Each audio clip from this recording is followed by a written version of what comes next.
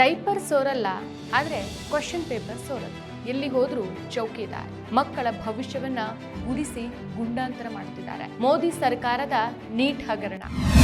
ನಮಸ್ಕಾರ, ಈ ದಿನಕ್ಕೆ ಸ್ವಾಗತ. ನಾನು ಜಿಎಂ ಪವಿತ್ರ. ಭಾರತದಂತಹ ದೇಶದಲ್ಲಿ ಶಿಕ್ಷಣ ಮತ್ತು ಉದ್ಯೋಗ ಅನ್ನೋದು ಕೇವಲ ಒಂದು ವೈಯಕ್ತಿಕ ಬೆಳವಣಿಗೆ ಅಲ್ಲ, ಅದು ಒಂದು ಕೋಟ್ಯಾಂತರ ಕುಟುಂಬಗಳ ಏಳಿಗೆಯ ಕನಸು ಕೂಡ. ಆದರೆ ಕಳೆದ 10 ವರ್ಷಗಳಲ್ಲಿ ಈ ಕನಸಿನ ಮೇಲೆ ಪದೇ ಪದೇ ತಣ್ಣೀರನ್ನು ಎರಚಲಾಗ್ತಾ ಇದೆ. ಇತ್ತೀಚೆಗೆ ನಡೆದಂಥ ನೀಟ್ನ ಪರೀಕ್ಷೆ ರದ್ದತಿ ಮತ್ತು ಅದಕ್ಕೆ ಸಂಬಂಧಿಸಿದಂಥ ಪ್ರಕರಣಗಳು ಇಡೀ ದೇಶವನ್ನು ಬೆಚ್ಚಿ ಬೀಳಿಸ್ತಾ ಇದೆ. ಸುಮಾರು 22 ಲಕ್ಷ ವಿದ್ಯಾರ್ಥಿಗಳ ಶ್ರಮ, ಪೋಷಕರ ಹಗಲು ರಾತ್ರಿ ಎನ್ನದೆ ಪಟ್ಟ ಕಷ್ಟ ಮತ್ತು ದೇಶದ ಭವಿಷ್ಯ ಇಂದು ಪ್ರಶ್ನೆ ಪತ್ರಿಕೆ ಸೋರಿಕೆ ಎಂಬಂಥ ಒಂದು ಮಾಫಿಯಾದ ಕೈಗೆ ಸಿಲುಕಿ ನಲುಗಿ ಹೋಗ್ತಾ ಇದೆ. 10 ವರ್ಷ 89 ಪ್ರಕರಣಗಳು, ಇದೊಂದು ವ್ಯವಸ್ಥಿತ ವೈಫಲ್ಯ. ಹೌದು, ನ್ಯೂಸ್ ಲಾಂಡ್ರಿ ಮಾಡಿರುವಂತಹ ಒಂದು ಆಳವಾದ ವಿಶ್ಲೇಷಣೆ ಪ್ರಕಾರ ಕಳೆದ 1 ದಶಕದಲ್ಲಿ ದೇಶದಾದ್ಯಂತ ಸುಮಾರು 89 ಪರೀಕ್ಷಾ ಪ್ರಶ್ನೆ ಪತ್ರಿಕೆ ಸೋರಿಕೆ ಪ್ರಕರಣಗಳು ದಾಖಲಾಗಿದೆ.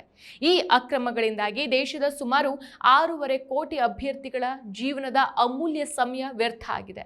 ಅಚ್ಚರಿ ಮತ್ತು ಆಘಾತಕಾರಿ ವಿಷಯ ಅಂತಂದ್ರೆ, ಕೇಂದ್ರದಲ್ಲಿ ಬಿಜೆಪಿ ಸರ್ಕಾರ ಅಧಿಕಾರದಲ್ಲಿದ್ದಂಥ ಈ ಅವಧಿಯಲ್ಲಿ ಕೇಂದ್ರ ಸಂಸ್ಥೆಗಳ ಕಣ್ಗಾವಲಿನಲ್ಲಿ ನಡೆಯುವಂತಹ ಪರೀಕ್ಷೆಗಳಲ್ಲೇ 21 ದೊಡ್ಡ ಅಕ್ರಮ ಪ್ರಕರಣಗಳು ವರದಿಯಾಗಿರೋದು. ಇದು ಕೇವಲ ಒಂದು ತಾಂತ್ರಿಕ ದೋಷ ಅಲ್ಲ, ಬದಲಾಗಿ ಇದು ದೇಶದ ಶೈಕ್ಷಣಿಕ ವ್ಯವಸ್ಥೆಯನ್ನು ಆಳ್ತಾ ಇರುವವರ ದೂರದೃಷ್ಟಿಯ ಕೊರತೆ ಮತ್ತು ಹೊಣೆಗೇಡಿತನಕ್ಕೆ ಸಾಕ್ಷಿಯಾಗಿದೆ. ಪರೀಕ್ಷಾ ಪಾವಿತ್ರ್ಯತೆಯನ್ನು ಕಾಪಾಡಬೇಕಾದಂಥ ಸಂಸ್ಥೆಗಳು ಇಂದು ಭ್ರಷ್ಟಾಚಾರದ ಕೂಪಗಳಾಗಿ ಬದಲಾಗಿವೆಯಾ ಅನ್ನೋ ಸಂಶಯ ಜನಸಾಮಾನ್ಯರಲ್ಲಿ ಮೂಡಿಸ್ತಾ ಇದೆ. ನೀಟ್ 2026 ವ್ಯವಸ್ಥೆಯ ಬೆತ್ತಲೆ ಪ್ರದರ್ಶನ. ಸುಮಾರು 22 ಲಕ್ಷ ವಿದ್ಯಾರ್ಥಿಗಳು ಭಾಗವಹಿಸಿದಂಥ ನೀಟ್ 2026ರ ಪರೀಕ್ಷೆ ದೇಶದಾದ್ಯಂತ ಪ್ರಮುಖ ಮತ್ತು ಸ್ಪರ್ಧಾತ್ಮಕ ಪರೀಕ್ಷೆಗಳಲ್ಲಿ ಒಂದು. ಆದರೆ ಮೇ 3ಕ್ಕೆ ಪರೀಕ್ಷೆ ನಡೆದ ಕೆಲವೇ ದಿನಗಳಲ್ಲಿ ಪ್ರಶ್ನೆ ಪತ್ರಿಕೆ ಸೋರಿಕೆ ಅನುಮಾನಗಳು ಬಲವಾಗತೊಡಗುತ್ತೆ. ರಾಜಸ್ಥಾನದಲ್ಲಿ ನಡೆದಂಥ ಪ್ರಾಥಮಿಕ ತನಿಖೆಯಲ್ಲಿ ಪರೀಕ್ಷೆಗೂ ಮೊದಲೇ ಮೂಲ ಪ್ರಶ್ನೆ ಪತ್ರಿಕೆ ಹೋಲುವಂಥ ಪ್ರಶ್ನೆಗಳು ಹರಿದಾಡಿದ್ವು ಅನ್ನೋ ಮಾಹಿತಿ ಬಹಿರಂಗ ಆಗತ್ತೆ. ಸೊ ರಾಜಸ್ಥಾನದಿಂದ ಹಿಡಿದು ಬಿಹಾರದವರೆಗೆ ಹಬ್ಬಿರುವಂತಹ ಈ ಸೋರಿಕೆ ಜಾಲದಲ್ಲಿ 45ಕ್ಕೂ ಹೆಚ್ಚು ಜನರನ್ನ ಈಗಾಗಲೇ ಬಂಧಿಸಲಾಗಿದೆ. ಮುದ್ರಣಾಲಯದಿಂದಾನೇ ಪ್ರಶ್ನೆ ಪತ್ರಿಕೆ ಸೋರಿಕೆಯಾಗಿರೋದು ಪರೀಕ್ಷಾ ವ್ಯವಸ್ಥೆಯೊಳಗಿನ ಭದ್ರತಾ ಲೋಪವನ್ನು ಎತ್ತಿ ತೋರಿಸುತ್ತೆ. ಕೇರಳದ ಮೆಡಿಕಲ್ ವಿದ್ಯಾರ್ಥಿಯೊಬ್ಬ ಈ ಜಾಲದಲ್ಲಿ ಭಾಗಿಯಾಗಿರೋದು ವ್ಯವಸ್ಥೆ ಎಷ್ಟು ಆಳವಾಗಿ ಕೊಳೆತು ನಾರ್ತಾ ಇದೆ ಅನ್ನೋದಕ್ಕೆ ನಿದರ್ಶನ. ಸಿಬಿಐ ತನಿಖೆಗೆ ಆದೇಶ ಕೊಟ್ಟಿದೆ, ಆದರೂ ಸಹ ಕಳೆದುಕೊಂಡಂಥ ವಿದ್ಯಾರ್ಥಿಗಳ ಆತ್ಮವಿಶ್ವಾಸವನ್ನ ಮರಳಿ ತರೋಕ್ ಸಾಧ್ಯನಾ? ಈಗಾಗಲೇ ಗೋವಾದಲ್ಲಿ ನೀಟ್ ಪರೀಕ್ಷೆ ಬರೆದಿದ್ದಂಥ ವಿದ್ಯಾರ್ಥಿಯೊಬ್ಬ ಆತ್ಮಹತ್ಯೆ ಮಾಡ್ಕೊಂಡಿದ್ದಾರೆ. ಇದು ಹೊಣೆ ಯಾರು? ಯಾವುದೇ ದೊಡ್ಡ ಹಗರಣ ನಡೆದಾಗ ಅದನ್ನು ಒಪ್ಕೊಂಡು ಸರಿಪಡಿಸೋ ಬದಲು ಸೋರಿಕೆನೇ ಆಗಿಲ್ಲ ಅಂತ ಹಠ ಹಿಡಿಯೋದು ಮೋದಿ ಸರ್ಕಾರದ ಅಭ್ಯಾಸ ಆಗೋಗ್ಬಿಟ್ಟಿದೆ. ಕೇಂದ್ರ ಶಿಕ್ಷಣ ಸಚಿವ ಧರ್ಮೇಂದ್ರ ಪ್ರಧಾನ್ ಅವರು ಸಂಸತ್ತಲ್ಲಿ ಮತ್ತು ಮಾಧ್ಯಮಗಳ ಮುಂದೆ ಯಾವುದೇ ಪುರಾವೆಗಳಿಲ್ಲ ಅಂತ 2-3 ಬಾರಿ ಹೇಳಿಕೆಯನ್ನು ಕೊಟ್ಟಿದ್ರು. ಆದರೆ ಸುಪ್ರೀಂ ಕೋರ್ಟ್ ಸ್ವತಃ ಬಿಹಾರ್ ಮತ್ತು ಜಾರ್ಖಂಡ್ನಲ್ಲಿ ಅಕ್ರಮ ನಡೆದಿರೋದನ್ನ ಗಮನಿಸುತ್ತೆ. ಸೊ ಸಂಸತ್ತಲ್ಲಿ ವಿರೋಧ ಪಕ್ಷಗಳು ಪ್ರಶ್ನೆ ಕೇಳಿದಾಗ ಸರ್ಕಾರದ ಬಳಿ ಸರಿಯಾದ ದತ್ತಾಂಶಗಳೇ ಇಲ್ಲದೆ ಇರೋದು ಆಘಾತಕಾರಿ ಅಂಶ ಬಯಲಾಗತ್ತೆ. ಕಳೆದ 10 ವರ್ಷಗಳಲ್ಲಿ ಎಷ್ಟು ಪರೀಕ್ಷೆಗಳು ರದ್ದಾಗಿದೆ ಅನ್ನೋ ಮಾಹಿತಿಯನ್ನ ನಿರ್ವಹಿಸಿಲ್ಲ ಅಂತ ಸರ್ಕಾರ ಉತ್ತರಿಸ್ತತ್ತೆ ಅಂತಂದ್ರೆ ಕೋಟ್ಯಾಂತರ ನಿರುದ್ಯೋಗಿ ಯುವಕರಿಗೆ ಮಾಡುವಂತ ಅವಮಾನ ಅಲ್ವಾ ಇದು? ಅಪಮಾನ ಅಲ್ವಾ ಇದು? ಪರೀಕ್ಷಾ ವ್ಯವಸ್ಥೆಯಲ್ಲಿ ಎಷ್ಟೊಂದು ಗಂಭೀರ ಲೋಪಗಳಿದೆ ಅನ್ನೋದನ್ನ ಇದರಿಂದ ಅರ್ಥ ಮಾಡ್ಕೊಳ್ಬಹುದು. ಮೋದಿ ಸರ್ಕಾರ ಅಧಿಕಾರಕ್ಕೆ ಬಂದ ಬಳಿಕ ಪಾರದರ್ಶಕತೆ, ಡಿಜಿಟಲ್ ಇಂಡಿಯಾ, ಭ್ರಷ್ಟಾಚಾರ ಮುಕ್ತ ಆಡಳಿತ ಎಂಬ ಘೋಷಣೆಗಳನ್ನ ಕೂಗಿನೇ ಅಧಿಕಾರವನ್ನ ಗಿಟ್ಟಿಸ್ಕೊಂಡಿದೆ. ಆದ್ರೆ ಪರೀಕ್ಷಾ ವ್ಯವಸ್ಥೆಯ ವಾಸ್ತವ ಚಿತ್ರಣ ಇದಕ್ಕೆ ವಿರುದ್ಧನೇ ಇದೆ. ಪರೀಕ್ಷೆ ನಡೆಯುವಂಥ ಸಂಸ್ಥೆಗಳ ಸಾಮರ್ಥ್ಯ, ಪ್ರಶ್ನೆ ಪತ್ರಿಕೆಗಳ ಭದ್ರತೆ, ಪರೀಕ್ಷಾ ಕೇಂದ್ರಗಳ ಮೇಲ್ವಿಚಾರಣೆ ಎಲ್ಲದರ ಮೇಲೂ ಸಹ ಪ್ರಶ್ನಾರ್ಥಕ ಚಿಹ್ನೆ ಮೂಡಿದೆ. ನೀಟ್ ಮಾತ್ರ ಅಲ್ಲ, ವಿವಿಧ ಸರ್ಕಾರಿ ನೇಮಕಾತಿ ಪರೀಕ್ಷೆಗಳು, ರಾಜ್ಯ ಮಟ್ಟದ ಸ್ಪರ್ಧಾತ್ಮಕ ಪರೀಕ್ಷೆಗಳಲ್ಲೂ ಸಹ ಇದೇ ರೀತಿಯ ಆರೋಪಗಳು ಕೇಳಿಬರುತ್ತೆ. 2024ರಲ್ಲಿ ನೀಟ್ ಪತ್ರಿಕೆ ಸೋರಿಕೆಯಾದಾಗ ಕೇಂದ್ರ ಸರ್ಕಾರದ ವಿರುದ್ಧ ತೀವ್ರ ವಾಗ್ದಾಳಿ ನಡೆಸಿದಂಥ ರಾಘವ್ ಚಡ್ಡಾ ಅಂದು ಇದನ್ನ IPL ಅಂದ್ರೆ ಇಂಡಿಯನ್ ಪೇಪರ್ ಲೀಕ್ ಅಂತ ಲೇವಡಿ ಮಾಡಿ ಯುವ ಜನತೆಯ ಪರವಾಗಿ ಮಾತಾಡಿದ್ರು. ಯಾವಾಗ? 2024ರಲ್ಲಿ. ಆದ್ರೆ ಇವತ್ತು ಅದೇ ಅಕ್ರಮಗಳು ಮರುಕಳಿಸ್ತಾ ಇದ್ರು ಸಹ ಅವರು ತುಟಿಯನ್ನು ಹೊಲ್ದುಕೊಂಡಿದ್ದಾರೆ. ವಿರೋಧ ಪಕ್ಷದಲ್ಲಿದ್ದಾಗ ವ್ಯವಸ್ಥೆಯ ವೈಫಲ್ಯಗಳನ್ನ ಕಟುವಾಗಿ ಟೀಕಿಸುವಂಥ ನಾಯಕರು ಅಧಿಕಾರ ಅಥವಾ ರಾಜಕೀಯ ಸಮೀಕರಣಗಳ ಮುಂದೆ ಅದೇ ಸರ್ಕಾರವನ್ನು ಸಮರ್ಥಿಸಿಕೊಳ್ಳೋಕೆ ಮುಂದಾಗೋದು ವಿದ್ಯಾರ್ಥಿಗಳಿಗೆ ಮಾಡುವಂಥ ದ್ರೋಹ. ಇಂತಹ ಅನುಕೂಲ ಸಿಂಧು ರಾಜಕಾರಣದಿಂದಾಗಿ ಅಸಲಿ ಸಮಸ್ಯೆಗಳು ಮರೆಮಾಚಲ್ಪಡ್ತಿವೆಯೇ ಹೊರತು ಭ್ರಷ್ಟ ವ್ಯವಸ್ಥೆಗೆ ಯಾವುದೇ ಸರ್ಜರಿ ನಡೀತಾ ಇಲ್ಲ. ರಾಘವ್ ಚಡ್ಡಾ ಒಂದ್ ಕಡೆ ಆದ್ರೆ ನೀಟ್ ಪತ್ರಿಕೆ ಸೋರಿಕೆ ಅಂತ ಗಂಭೀರ ವಿಷಯಗಳ ಬಗ್ಗೆ ಮಾಧ್ಯಮಗಳು ಪ್ರಶ್ನೆ ಕೇಳಿದಾಗ ಜವಾಬ್ದಾರಿಯುತ ಸ್ಥಾನದಲ್ಲಿರುವಂತಹ ಶಿಕ್ಷಣ ಸಚಿವರಾಗಿರುವ ಶ್ರೀಮಾನ್ ಧರ್ಮೇಂದ್ರ ಪ್ರಧಾನ್ ಅವರು ಉತ್ತರಿಸೋಕಾಗದೇನೆ ಮುಖ ತಿರುಗಿಸ್ಕೊಂಡು ಹೋಗೋದು ಅತ್ಯಂತ ಖೇದಕರ ಸಂಗತಿ. ಇದೇ ನಾಯಕರು ಮೋದಿಯವರನ್ನ ಹೊಗಳೋ ಸಂದರ್ಭ ಬಂದಾಗ ಅಥವಾ ಕೇವಲ ಪ್ರಚಾರದ ವಿಚಾರಗಳಿದ್ದಾಗ ಗಂಟೆಗಟ್ಟಲೆ ಬೇಕಿದ್ರು ಕ್ಯಾಮ್ರಾ ಮುಂದೆ ನಿಂತ್ಕೊಂಡು ಮಾತಾಡಿ ಮಾತಿನಲ್ಲೇ ಸುರಿಮಳೆಯನ್ನ ಗೈತಾರೆ. ಸೊ ಇದೆಲ್ಲವನ್ನ ನೋಡಿದಾಗ ಅಕ್ಷರಶಃ ಸಾಮಾನ್ಯ ಜನರಾದ ನಾವು ವಿದೂಷಕರ ಕೈಯಲ್ಲಿ ಸಿಲುಕಿದಂತಾಗಿದೆ. ವಿದೂಷಕ ಅಂತಂದ್ರೆ ಜೋಕರ್. ಸೊ ಅಭ್ಯರ್ಥಿಗಳ ಮೇಲೆ ಆರ್ಥಿಕ ಮತ್ತು ಮಾನಸಿಕ ಹೊರೆ. ನೋಂದಣಿ ಶುಲ್ಕವನ್ನ ವಾಪಸ್ ನೀಡ್ತೇವೆ ಅಂತ ಹೇಳೋ ಮೂಲಕ NTA ವಿದ್ಯಾರ್ಥಿಗಳಿಗೆ ಏನೋ ದೊಡ್ಡ ಉಪಕಾರ ಮಾಡ್ತಿದ್ದೇವೆ ಎಂಬಂತೆ ಬಿಂಬಿಸ್ಕೊಳ್ತಾ ಇರೋದು ನಿಜವಾಗ್ಲೂ ಹಾಸ್ಯಾಸ್ಪದ. ಪರೀಕ್ಷೆ ಬರೆಯೋಕೆ 100 ಕಿಲೋಮೀಟರ್ ಪ್ರಯಾಣಿಸಿ ಹಣ ಇಲ್ಲದೆ ಬಸ್ ನಿಲ್ದಾಣ ಮತ್ತು ರೈಲ್ವೆ ಸ್ಟೇಷನ್ಗಳಲ್ಲಿ ರಾತ್ರಿ ಕಳೆದಂಥ ವಿದ್ಯಾರ್ಥಿಗಳ ಕಷ್ಟಕ್ಕೆ ಆ ಶುಲ್ಕದ ಹಣ ಪರಿಹಾರ ಆಗತ್ತಾ? ಈ ವ್ಯವಸ್ಥೆಯ ವೈಫಲ್ಯದಿಂದಾಗಿ ಬಡ ಕುಟುಂಬಗಳ ಆರ್ಥಿಕ ಚೇತರಿಕೆ ಸಾಧ್ಯನೇ ಇಲ್ಲದಂತ ಆಗೋಗ್ಬಿಟ್ಟಿದೆ. ಎಲ್ಲಕ್ಕಿಂತ ಹೆಚ್ಚಾಗಿ ಹೆಣ್ಣುಮಕ್ಕಳ ಸ್ಥಿತಿ ಅತ್ಯಂತ ಶೋಚನೀಯ. ನಮ್ಮ ಸಮಾಜದಲ್ಲಿ ಒಂದ್ಸಲ ಫೇಲ್ ಆದ್ರು ಅಥವಾ ಒಂದ್ಸಲ ಎಫರ್ಟ್ ಏನಾದರೂ ಲಾಸ್ ಆಯಿತು ಅಂತಂದ್ರೆ ಎರಡನೇ ಅವಕಾಶ ನೀಡೋಕೆ ಎಷ್ಟೋ ಕುಟುಂಬಗಳು ಒಪ್ಪಿಗೆನೆ ಕೊಡೋದಿಲ್ಲ. ಸೊ ಅಂಥ ಹೆಣ್ಮಕ್ಳು ವೈದ್ಯಕೀಯ ಕನಸನ್ನ ಕಾಣ್ತಾರೆ. ಸೊ ಈ ಒಂದು ಸೋರಿಕೆಯಿಂದಾಗಿ ಶಾಶ್ವತವಾಗಿ ಅವರ ಕನಸುಗಳು ಕಮ್ರು ಹೋಗುತ್ತೆ. ಮರುಪರೀಕ್ಷೆ ನಡೆಸೋದೊಂದೇ ಎಲ್ಲದಕ್ಕೂ ಮದ್ದು ಅಂತ ಭಾವಿಸಿರುವಂಥ NTAಗೆ ವಿದ್ಯಾರ್ಥಿಗಳು ಅನುಭವಿಸುವಂಥ ಮಾನಸಿಕ ಹಿಂಸೆ, ಆರ್ಥಿಕ ನಷ್ಟ ಮತ್ತು ಕಳೆದು ಹೋದ ಅಮೂಲ್ಯ ಸಮಯದ ಅರಿವೇ ಇಲ್ಲ. ಅಷ್ಟೇ ಯಾಕೆ, ಒಂದು ಪರೀಕ್ಷೆನ ನಡೆಸೋಕೆ ಸರ್ಕಾರಕ್ಕೆ ಕೋಟ್ಯಾಂತರ ರೂಪಾಯಿ ಖರ್ಚಾಗತ್ತೆ. 22 ಲಕ್ಷ ವಿದ್ಯಾರ್ಥಿಗಳು ಪರೀಕ್ಷಾ ಕೇಂದ್ರಗಳಿಗೆ ಹೋಗೋಕೆ ಮಾಡಿದಂಥ ಖರ್ಚು, ಕೋಚಿಂಗ್ ಸೆಂಟರ್ಗಳಿಗೆ ನೀಡಿದಂಥ ಲಕ್ಷಾಂತರ ರೂಪಾಯಿ ಶುಲ್ಕ ಮತ್ತು ವರ್ಷಗಟ್ಟಲೆ ಪಟ್ಟ ಶ್ರಮ ಎಲ್ಲಾನು ಬೂದಿಯಲ್ಲಿ ಸುರಿದ ಪನ್ನೀರಲ್ವಾ? ಈ ವ್ಯವಸ್ಥೆ ವೈದ್ಯರಾಗಬೇಕೆಂಬ ಕನಸಿನೊಂದಿಗೆ ಓದ್ತಾ ಇರುವಂಥ ವಿದ್ಯಾರ್ಥಿಯೊಬ್ಬನಿಗೆ ನಿನ್ನ ಶ್ರಮಕ್ಕಿಂತ ಲೀಕ್ ಮಾಫಿಯಾ ಶಕ್ತಿಶಾಲಿಯಾಗಿದೆ ಅಂತ ಹೇಳ್ತಾ ಇರುವಂತೆ ಕಾಣಿಸುತ್ತೆ. ಪದೇ ಪದೇ ಪರೀಕ್ಷೆಗಳು ರದ್ದಾಗ್ತಾ ಇರೋದ್ರಿಂದ ಪ್ರತಿಭಾವಂತ ವಿದ್ಯಾರ್ಥಿಗಳು ವ್ಯವಸ್ಥೆಯ ಮೇಲಿನ ನಂಬಿಕೆಯನ್ನ ಕಳೆದುಕೊಳ್ತಿದ್ದಾರೆ. ಇನ್ನು ಪರೀಕ್ಷಾ ಕೇಂದ್ರಗಳಲ್ಲಿ ಶಿಸ್ತಿನ ಹೆಸರಲ್ಲಿ ಏನೇನೆಲ್ಲ ಮಾಡ್ತಾರೆ ಹೇಳಿ. ಕೂದಲಿಗೆ ಕ್ಲಿಪ್ ಹಾಕೋಕು ಕೊಡೋದಿಲ್ಲ, ಕೈ ಬಳೆನೂ ಹಾಕೋ ಕೊಡೋದಿಲ್ಲ, ಹಣೆಗಿಡ್ಲಿಕ್ಕೆ ಕೊಡೋದಿಲ್ಲ, ಜಿಪ್ಗಳು ಹಾಕ್ಲಿಕ್ಕೆ ಕೊಡೋದಿಲ್ಲ. ಸೊ ಇಲ್ಲಿಂದ ಕೈಗೆ ಏನಾದರೂ ಒಂದು ಕಪ್ಪು ದಾರನೋ ಅಥವಾ ನಮ್ಮ ನಂಬಿಕೆ ದಾರಗಳನ್ನೆಲ್ಲ ಏನಾದ್ರು ಕಟ್ಟಿರ್ತೀವಲ್ಲ ಅದನ್ನು ಸಹ ಕಟ್ ಮಾಡಿ ಬಿಸಾಕ್ತಾರೆ. ಇದು ಸುರಕ್ಷತೆಯ ನಾಟಕ. ಇದು ಪರೀಕ್ಷೆ ಬರೆಯೋಕೆ ಬರುವಂಥ ಬಡ ವಿದ್ಯಾರ್ಥಿಗಳನ್ನ ಶಂಕಿಸಿ ಅಪರಾಧಿಗಳಂತೆ ನಡೆಸ್ಕೊಳ್ಳುವಂಥ ಅಧಿಕಾರಿಗಳು ತಮ್ಮದೇ ಮೂಗಿನ ನೇರಕ್ಕೆ ನಡೆಯುವಂಥ ದೊಡ್ಡ ಮಟ್ಟದ ಭ್ರಷ್ಟಾಚಾರವನ್ನು ತಡೆಯೋಕೆ ವಿಫಲರಾಗೋಗ್ಬಿಟ್ಟಿದ್ದಾರೆ. ನಾಚಿಕೆ ಆಗಬೇಕು.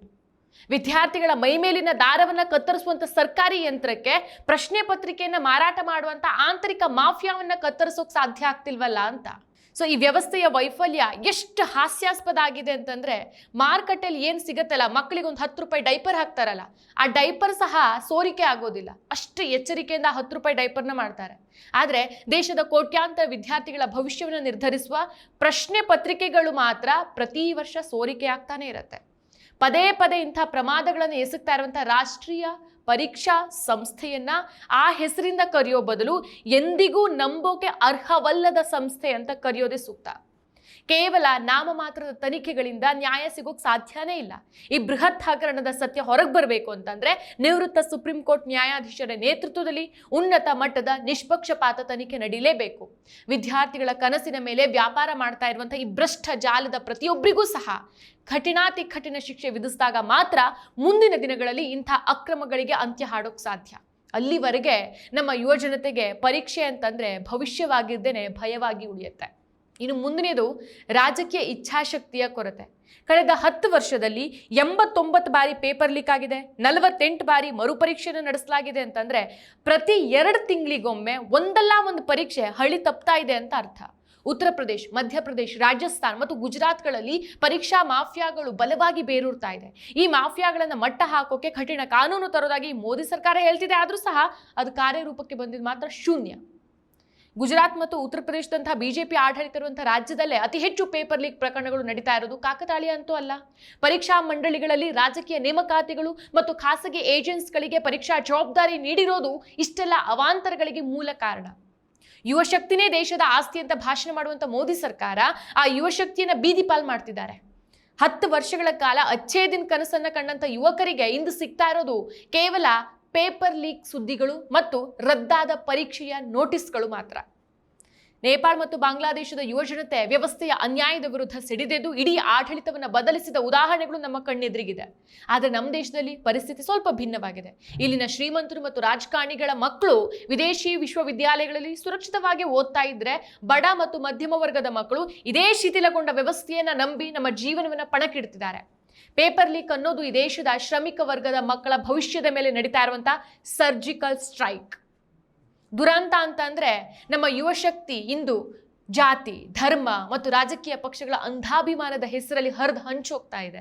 ನೇಪಾಳ ಅಥವಾ ಬಾಂಗ್ಲಾದ ಯುವಕರಲ್ಲಿ ಆ ಒಗ್ಗಟ್ಟು ಮತ್ತು ಪ್ರಶ್ನಿಸುವ ಧೈರ್ಯ ನಮ್ಮಲ್ಲಿ ಮಾಯ ಆಗ್ತಿದ್ದಂತೆ ಕಾಣಿಸುತ್ತೆ. ಭ್ರಷ್ಟ ಮಂತ್ರಿಗಳನ್ನ ಅಧಿಕಾರದಿಂದ ಕೆಳಗಿಳಿಸಿ ಜೈಲಿಗೆ ಕಳಿಸೋ ಶಕ್ತಿ ಯುವ ಜನತೆಗಿದ್ರೂ ಸಹ ವ್ಯವಸ್ಥೆ ಅವರನ್ನ ಕೇವಲ ಮತ ಬ್ಯಾಂಕ್ಗಳನ್ನಾಗಿ ಬಳಸ್ಕೊಳ್ತಾ ಇದೆ. ಸಾಮಾನ್ಯ ಜನ ಮಕ್ಕಳು ಪರೀಕ್ಷಾ ಕೇಂದ್ರಗಳ ಮುಂದೆ ಕಣ್ಣೀರು ಹಾಕ್ತಾ ಇದ್ರೆ ಸಮಾಜದ ಪ್ರಭಾವಿ ವರ್ಗದ ಮಕ್ಕಳು ವಿದೇಶಗಳಲ್ಲಿ ನೆಲೆಸ್ತಾ ಇರೋದು ಈ ದೇಶದ ಶೈಕ್ಷಣಿಕ ಅಸಮಾನತೆಯ ಪರಮಾವಧಿ. ನಮ್ಮ ಯುವಕರು ಸಂಘಟಿತರಾಗಿ ತಮ್ಮ ಹಕ್ಕಿಗಾಗಿ ಹೋರಾಡದ ಹೊರತು ಭ್ರಷ್ಟಾಚಾರದ ಈ ಗುಂಡಾಂತರ ನಿಲ್ಲಿಕ್ ಸಾಧ್ಯನೇ ಇಲ್ಲ. ಇನ್ನು ರಾಷ್ಟ್ರೀಯ ಪರೀಕ್ಷಾ ಸಂಸ್ಥೆ NTA ಇಂದು ವಿಶ್ವಾಸಾರ್ಹತೆಯನ್ನು ಸಂಪೂರ್ಣವಾಗಿ ಕಳ್ಕೊಂಡಿದ್ರು. ಕೇಂದ್ರ ಸರ್ಕಾರ ಮೌನಕ್ಕೆ ಶರಣಾಗಿರೋದು ಪ್ರಜಾಪ್ರಭುತ್ವದ ದುರಂತ. ಈ ಪ್ರಶ್ನೆ ಪತ್ರಿಕೆ ಸೋರಿಕೆ ಜಾಲ ಕೇವಲ ಒಬ್ಬಿಬ್ರು ಕೆಲಸ ಆಗಿರೋಕ್ ಸಾಧ್ಯನೇ ಇಲ್ಲ. ಇದ್ರ ಹಿಂದೆ ವ್ಯವಸ್ಥೆಯ ಒಳಗೆ ಕುಳಿತಿರುವಂತಹ ಪ್ರಭಾವಿ ತಿಮಿಂಗಿಲಗಳ ಕೈವಾಡ ಇರೋದು ಸ್ಪಷ್ಟ. ಇಷ್ಟೆಲ್ಲ ಅವಾಂತರಗಳಾದ್ರೂ ನೈತಿಕ ಹೊಣೆ ಹೊತ್ತು ಯಾವನಾದ್ರೂ ಒಬ್ಬರು ರಾಜೀನಾಮೆ ಕೊಟ್ಟಿದಾರ? ಇದು ಅಧಿಕಾರದ ಲಾಲಸೆಯನ್ನ ತೋರಿಸ್ತದೆಯೇ ಹೊರತು ಜನರ ಮೇಲಿನ ಕಾಳಜಿಯನ್ನ ಅಲ್ಲ. ಪ್ರತಿಭಾವಂತ ಯುವಜನತೆಯ ಭವಿಷ್ಯವನ್ನ ಬಲಿ ಕೊಡ್ತಾ ಇರುವಂತಹ ಈ ಭ್ರಷ್ಟ ವ್ಯವಸ್ಥೆಗೆ ಇತಿಶ್ರೀ ಹಾಡೋದು ಯಾವಾಗ? ಸರ್ಕಾರ ಕೇವಲ ತನಿಖೆಯ ಭರವಸೆಯನ್ನು ನೀಡೋ ಬದಲು ತಪ್ಪಿತಸ್ಥರನ್ನ ಜೈಲಿಗಟ್ಟಿ ವ್ಯವಸ್ಥೆಯನ್ನು ಶುದ್ಧೀಕರಿಸೋದು ಯಾವಾಗ? ಒಂದ್ ಕಡೆ ದೇಶವನ್ನ ವಿಶ್ವಗುರು ಮಾಡ್ತೇವೆ ಅಂತ ಅಬ್ಬರದ ಪ್ರಚಾರ ನಡೀತಾ ಇದ್ರೆ, ಇನ್ನೊಂದ್ ಕಡೆ ಅದೇ ದೇಶದ ಭವಿಷ್ಯವಾದಂಥ ಯುವ ಜನತೆ ಒಂದು ಪರೀಕ್ಷೆನ ಪಾರದರ್ಶಕವಾಗಿ ಬರೆಯೋಕೆ ಪರದಾಡ್ತಾ ಇರೋದು ದೊಡ್ಡ ವಿಪರ್ಯಾಸ. ಜಗತ್ತಿಗೆ ಜ್ಞಾನದ ದಾರಿ ತೋರಿಸ್ತೇವೆ ಅನ್ನುವಂಥ ಸರ್ಕಾರಕ್ಕೆ ತನ್ನದೇ ಕಣ್ಗಾವಲಿನಲ್ಲಿ ನಡೆಯುವಂಥ ಪ್ರಶ್ನೆ ಪತ್ರಿಕೆಗಳ ಸೋರಿಕೆಯನ್ನು ತಡಿಲಿಕ್ಕೆ ಆಗ್ತಾ ಇಲ್ಲ ಅನ್ನೋದು ಈ ವಿಶ್ವಗುರು ಅಭಿಯಾನದ ಅತಿ ದೊಡ್ಡ ವೈಫಲ್ಯ. ಇದು ಕೇವಲ ಬಾಯಿ ಮಾತಿನ ವಿಶ್ವಗುರು ಪಟ್ಟವೇ ಹೊರತು ವಾಸ್ತವದಲ್ಲಿ ನಮ್ಮ ವಿದ್ಯಾರ್ಥಿಗಳು ಅಂಧಾಕಾರದ ಗುಂಡಿಗೆ ತಳ್ಳಲ್ಪಡ್ತಿದ್ದಾರೆ. ಪೇಪರ್ ಲೀಕ್ ಮುಕ್ತ ಭಾರತ ನಿರ್ಮಾಣ ಮಾಡೋದು ಸರ್ಕಾರದ ಆದ್ಯತೆ ಆಗಬೇಕಾಗಿತ್ತು. ಆದರೆ ಇಂದಿನ ಪರಿಸ್ಥಿತಿಯನ್ನ ನೋಡಿದ್ರೆ ಮೋದಿ ಸರ್ಕಾರ ಪರೀಕ್ಷಾ ವ್ಯವಸ್ಥೆಯನ್ನು ಸುಧಾರಿಸುವಲ್ಲಿ ಸಂಪೂರ್ಣವಾಗಿ ವಿಫಲವಾಗಿದೆ. ಆದರೂ ನಾಚಿಕೆ ಬಿಟ್ಟು ಜನರ ಮುಂದೆ ಬಂದ್ಕೊಂಡು ಹಲ್ಕಿಸಿದ್ದಾರೆ. ಮಕ್ಕಳ ಭವಿಷ್ಯವನ್ನ ನೀಟಾಗಿ ಗುಡಿಸಿ ಗುಂಡಾಂತರ ಮಾಡಿರುವಂಥ ಈ ವ್ಯವಸ್ಥೆ ಈಗಲಾದರೂ ಎಚ್ಚೆತ್ಕೊಳ್ಳದೆ ಇದ್ರೆ ಭಾರತದ ಶೈಕ್ಷಣಿಕ ಮೌಲ್ಯಗಳು ಜಾಗತಿಕ ಮಟ್ಟದಲ್ಲಿ ಹಾಸ್ಯಾಸ್ಪದ ಆಗೋದ್ರಲ್ಲಿ ಸಂಶಯನೇ ಇಲ್ಲ. ಈ ಬದಲಾವಣೆ ಅನ್ನೋದು ಏನಿದೆ ಅಲ್ಲ, ಇದು ಕೇವಲ ಪರೀಕ್ಷಾ ದಿನಾಂಕಗಳಲ್ಲಿ ಮಾತ್ರ ಅಲ್ಲ, ಬದಲಾಗಿ ಆ ಪರೀಕ್ಷೆಯನ್ನು ನಡೆಸುವಂಥ ಭ್ರಷ್ಟ ವ್ಯವಸ್ಥೆಯಲ್ಲೂ ಆಗಬೇಕು. ಅಲ್ಲಿವರೆಗೆ ನಮ್ಮ ದೇಶದ ಕೋಟ್ಯಾಂತರ ವಿದ್ಯಾರ್ಥಿಗಳ ಭವಿಷ್ಯ ಗಾಳಿಯಲ್ಲಿ ತೂಗುಯ್ಯಾಲೆ ಆಡ್ತಾನೆ ಇರುತ್ತೆ. ಮತ್ತಷ್ಟು ವಿಶೇಷ ವಿಡಿಯೋಗಳನ್ನು ನೋಡಲು ಮತ್ತು ಹೊಸ ವಿಡಿಯೋಗಳ ಬಗ್ಗೆ ತಿಳಿಯಲು EDina.com ಯೂಟ್ಯೂಬ್ ಚಾನೆಲ್ ಸಬ್ಸ್ಕ್ರೈಬ್ ಮಾಡಿ ಮತ್ತು ಬೆಲ್ ಐಕಾನ್ ಕ್ಲಿಕ್ ಮಾಡಿ.